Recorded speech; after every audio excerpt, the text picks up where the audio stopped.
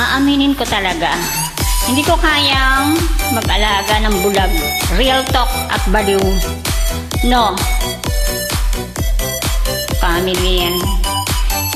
Hindi ko kaya na-experience sa Lebanon. Sumuko ako. Iba ang ugali ng baliw, nananakit.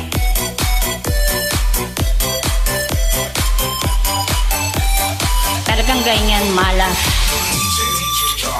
Sa tuwing nakikita kong magkasama na kayo,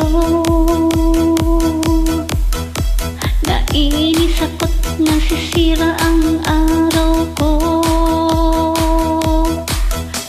At di ko alam bakit ba nakakaganito. Sadyang nasasaktan kahit di rin naman tayo. Oo, maligo ka.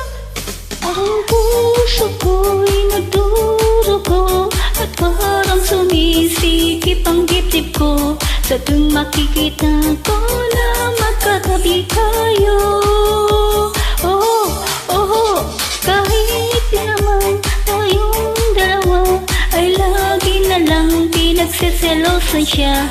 Bakit pa siya at bakit di na lang ako? Nang problema, gusto ko masaya ako, malaya. I'm sorry to all of you. Ayoko mag-alaga ng bulag. Totoo na yan, real talk na yan. Huwag niyo na akong asahan. Matanda na rin ako.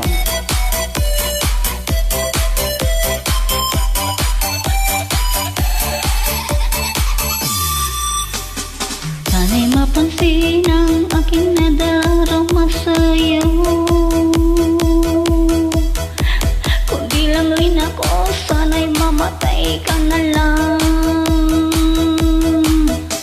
At di ko alam bakit ba nakaganito. Sadyang nasasaktan kahit di rin naman tayo. Ang puso ko'y nagdurugo at parang sumisikip ang dibdib ko. Sa tuwing makikita ko na magkatabi kayo. Maligo ka. Tayong dalawa ay lagi na lang pinagseselosan siya. Bakit pa siya at bakit di lang ako? Dedicated ko sa lahat sa malaria. Unawain nyo na lang si NN dahil malapit na siyang mamatay. Kaya pag-unawa at pagmamahal sa mga taong may diferensya. At real look talaga to. Huwag ka nang umasa.